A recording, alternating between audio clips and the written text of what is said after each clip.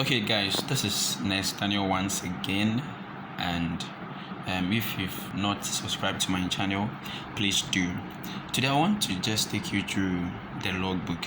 I know a whole lot of people have not even signed just even one signature in the logbook. So I'm going to quickly take you through the logbook and show you how relevant it is when it comes to writing your final licensure exams. Okay, so when you take the logbook,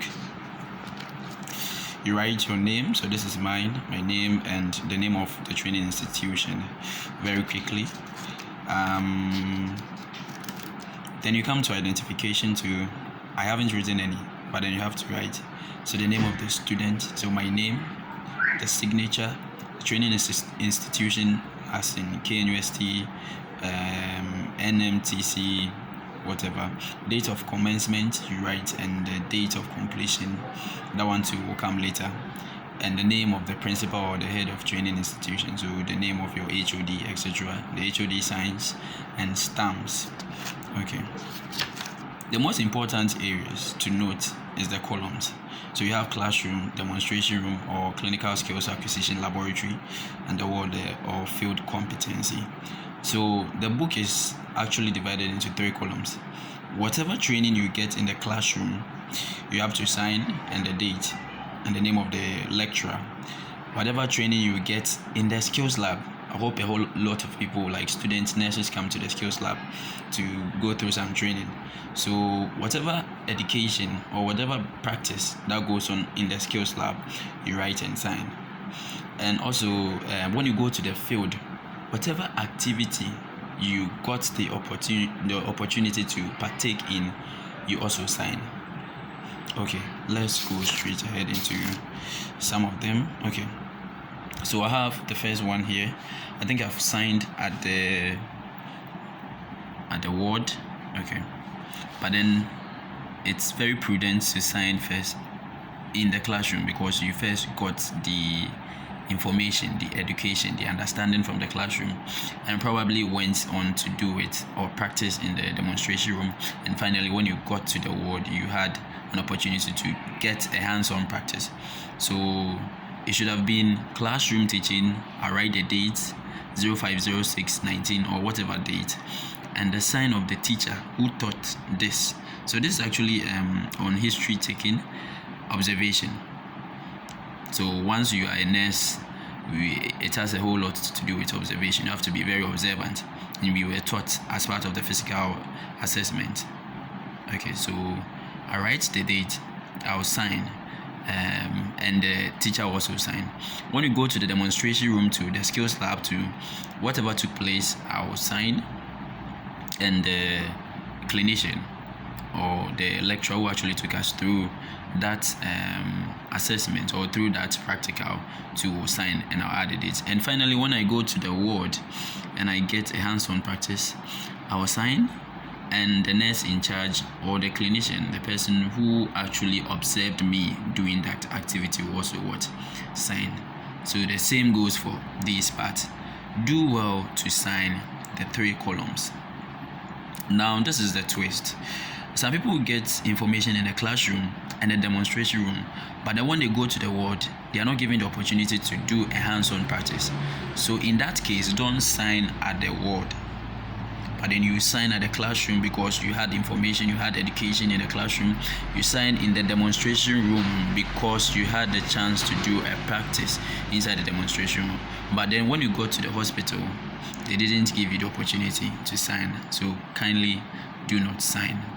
This is very important because at the end of your 4-year program or 3-year program, you will write a licensure exams, and they will give you tax. We all know the component tax. They will give you that tax. Now when they give you the tax and you tell them, oh, this one I cannot do, they didn't teach me, they will just come to this book. And when they come and you've not signed, it means you don't go to class, you don't go to the skills lab, and finally you don't even go to the ward when they push you. So you see what happened. This is how come it's very relevant.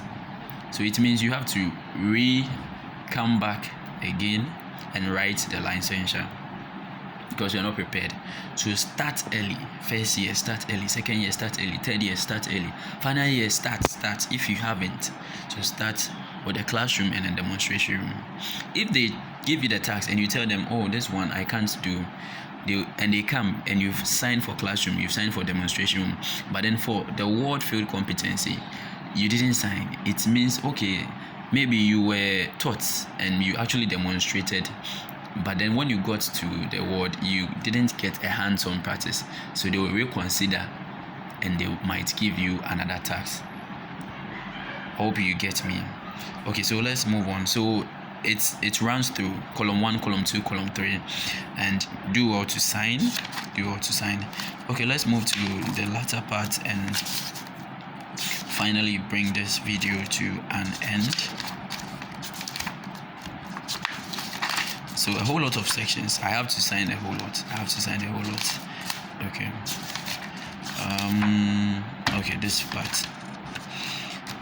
The last 3 pages or 2 pages. Okay, we have educational visits and we have list of attachment areas. Please do not confuse the two. Educational visit, when you get to final year, those in third year, you might go to places like the abattoir. You write it here. And also you can go to a water processing company like Everpure, you write them here. You might go to waste management company like the KCAP, you write them here, the date, okay, and they will sign for you. Now the list of attachment areas are places that you actually went to have your clinical practice, the wards, the hospital. So we have a start date to an end date. Then the area or institution, this one was called Fuanoche, and then the name of and signature of the supervisor. So the HR will sign. So the head of the human relations or even the nurse manager can sign for you regarding this part. This part is not given to your in charges at the hospital. Please take note. It's given to the overall, maybe the HR, overall nurse manager at that hospital to sign. Take note. Okay. And lastly, this is the part where your in charges sign. Is the register of attendance.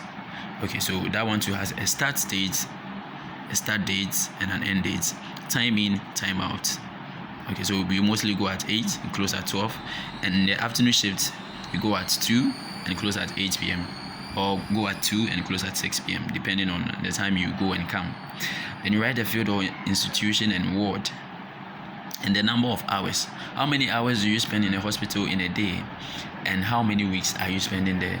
Let's say I spend 5 hours in the hospital and maybe I'm spending 1 week, so it's 5 times 5, because on Saturdays and Sundays at KNUSD we do not go to the wards, so it's 5 times 5, then I'll get 25. I hope you get me.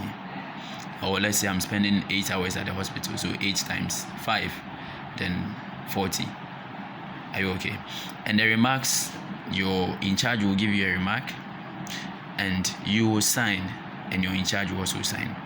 So before you send this to your in charge, make sure you filled your part before your in charge will also sign. Thank you very much. And this has been a quick trip through the logbook. Thank you very much.